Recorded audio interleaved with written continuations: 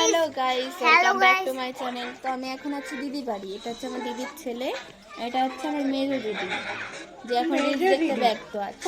তো গাইস, দেখা যাক দিদি বাড়ি কি কি গাছ লাগানো আছে। তোমরা লাইনে থাকবে আর দেখবি কি কি গাছ দেখাবো। প্রথমেই এই বেগুন গাছটাকে দেখো, এটা হচ্ছে বাজার থেকে কিনে নিয়ে এসেছিল, এখন অনেকটা বড় হয়ে গেছে, সার টার দেওয়া হয়েছে। তার পাশে আছে লাল শাক, গাঁদা ফুল গাছ, এদিকে আছে টক পালং, কচু গাছ। দেখো লাল শাক লাগানো হয়েছে, কচু গাছ আছে, তারপরে হচ্ছে এগুলো হয়তো পেঁয়াজ গাছ। এইদিকে হচ্ছে বাঁধাকপি গাছ, দেখো কি সুন্দর লাগছে না, এগুলোকে খুব সুন্দর লাগছে বাঁধাকপি গাছগুলোকে।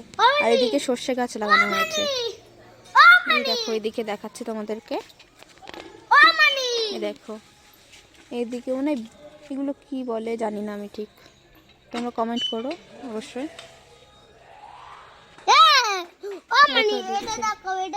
দেখো দিদির ছেলে বলছে এটা দেখাও এটা দেখাও। দেখো এখানে একটা কুকুর আছে, দিদির যা রেখেছে এটা।